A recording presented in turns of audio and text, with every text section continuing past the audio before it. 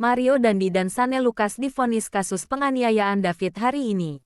Jakarta, Indonesia. Terdakwa Mario Dandi Satrio dan Sane Lucas Rotua Pangondian Lumbantoruan bakal menjalani sidang putusan terkait kasus penganiayaan Kristalino David Ozora di Pengadilan Negeri PN Jakarta Selatan, Kamis 7/9, hari ini. Iya, sesuai jadwal tanggal 7 September tahun 2023 pukul 10 waktu Indonesia Barat, ujar pejabat Humas PN Jakarta Selatan Juyamto kepada Indonesia.com, Rabu 6/9. Ia mengatakan sidang putusan akan digelar di ruang sidang utama PN Jakarta Selatan. Juyamto menjelaskan tak ada persiapan khusus yang dilakukan PN Jakarta Selatan terkait sidang putusan itu. Jaksa penuntut umum sebelumnya menuntut Mario Dandi dengan pidana 12 tahun penjara lantaran terbukti secara sah dan meyakinkan telah melakukan penganiayaan berat terhadap David. Mario Dandi dinilai terbukti melanggar pasal 355 ayat 1 KUHP junto pasal 55 ayat 1 pertama KUHP. Sementara itu, Sane dituntut pidana penjara selama 5 tahun.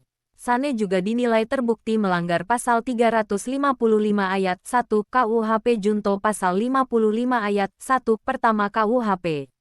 Mario, Sane, dan anak perempuan berinisial AG 15 juga dituntut untuk membayar restitusi kepada Kristalino David Ozora sebesar Rp120.388.911.003, Rp120 miliar.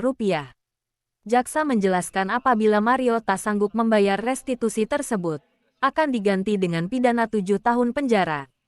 Sedangkan jika Sane tidak sanggup membayar restitusi itu, maka akan diganti dengan pidana 6 bulan penjara. Penganiayaan terhadap David dilakukan pada tanggal 20 Februari tahun 2023 sekitar pukul 20.30 waktu Indonesia Barat di sebuah perumahan yang berlokasi di Pesanggerahan, Jakarta Selatan. Tindak pidana itu turut melibatkan anak AG yang telah divonis 3,5 tahun penjara. Dalam nota pembelaan atau pleidoy, Mario akhirnya menyampaikan permohonan maaf kepada David dan keluarga atas perbuatannya.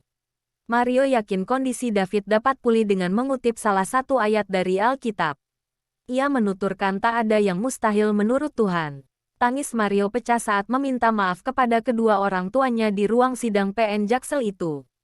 Selain itu, Mario mengklaim siap membayar tuntutan ganti rugi atau restitusi kepada David sesuai kemampuannya.